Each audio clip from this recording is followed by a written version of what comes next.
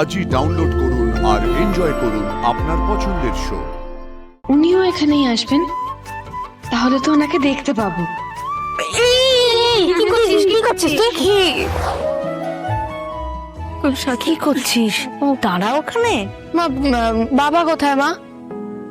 আরে বাবার তো হাজারটা কাজ, আসবে কোনে, কাজগুলো সেরে চলে আস। তা বলে গায়ে হলুদের সময় এটা থাকবে না? সব মেয়েলি আচার অনুষ্ঠান, বাবা থেকে কি করবে? দেখবে, থাকবে।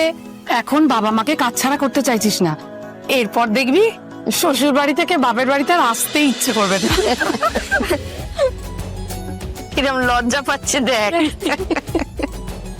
বাবা অপু, তুমি তো দেখি এখন থেকেই লজ্জা পাচ্ছ। হ্যাঁ মানে তো লাগতো ফুটা না।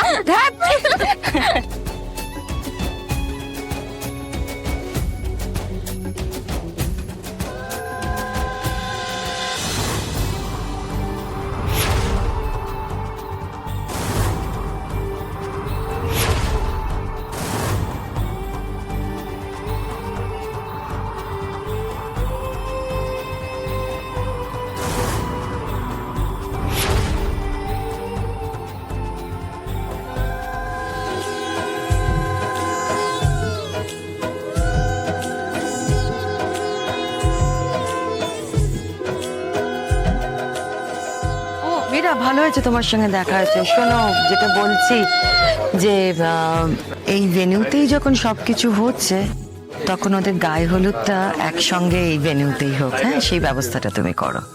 ঠিক আছে, আপনি যেরকম বলছেন আমি বলে দিচ্ছি। না না, আমি বলছি বলে নয়, আসলে এই ফটোগ্রাফার ভিডিওগ্রাফার ওরাই বলছিল ওদের তাহলে সুবিধে হয়।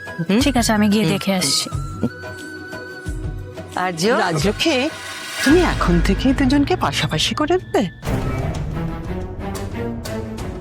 অসুবিধা কোথায় সর্বানিধি? না, আসলে গায়ে হলুদ তো দুই বাড়িতে আলাদা করেই হয়, তাই না? মানে নিয়ম অনুযায়ী তো তাই হয়। হ্যাঁ, তাই হয় ঠিকই। আচ্ছা, তুমি এত বছর বিদেশে থেকে একটু পাল্টালে না? হ্যাঁ, আমাদের এখানে কিন্তু আজকাল এত কিছু কেউ ভাবে না, যেটাতে সকলের সুবিধা হয় সেটাই বরং হোক। আর্য, এসো।